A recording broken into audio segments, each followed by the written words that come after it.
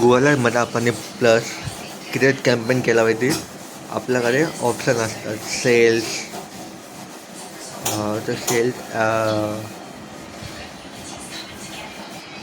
Sale performance max, local visit असे काही option असतात. त्यामध्ये आपण लास्ट ऑप्शन क्लिक करतो without any goal guidance, without any proper goal guidance. ते क्लिक केलं तर आपण खालती सर्च दाबतो, कारण की आपल्याला सर्च कॅम्पेन करायचं आहे.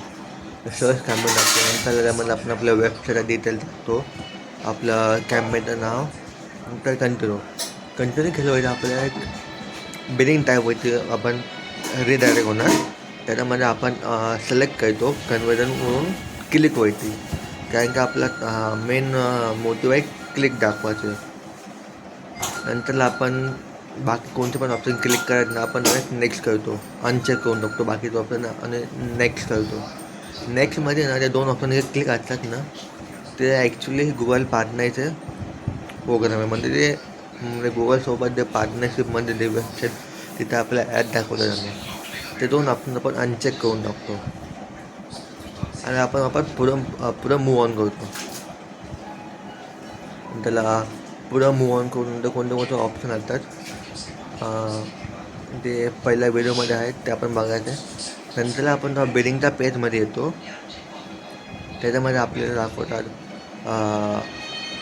बिलिंगच्या पेजमध्ये आपलं ॲड ग्रुप. त्यामध्ये आपल्याला नाव चेंज करतो. बिलिंगच्या पेजमध्ये समजा आपल्याला कीवर्ड दाखवतात, ते कीवर्ड करा. नंतर हेडलाईन, कीवर्डमध्ये हेडलाईन असतात, डिस्क्रिप्शन असतात, साईट मॅप असतात. नंतर त्याच्यामध्ये लोकेशन साईट मॅप असतात.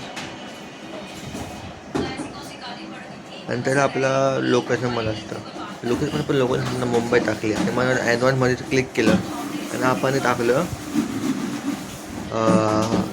नालासोपारा, त्याला एक्सक्लूड केलं. म्हणजे मुंबईमध्ये फक्त नालासोपारा इथं आपली ॲड दाखवली जाणार नाही.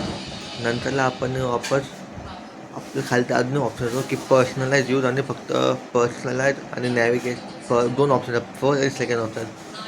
त्यामध्ये आपण सेकंड ऑप्शन चूज करतो, पर्सनल. कारण की पर्सनल म्हणजे जे लोक येतात त्या एरियामध्ये राहणारे आहे, ते आज फक्त त्यांनाच दाखवले जाणार. आणि फर्स्ट ऑप्शनमध्ये काय होतं, फर्स्ट ऑप्शनमध्ये जे लोक सर्च करतात ते एरियाबद्दल, त्यांना पण ते आपली ॲड दाखवली जाणार.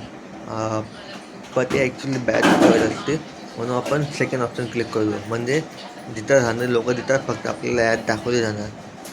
नंतर आपण पुढे क्लिक करतो.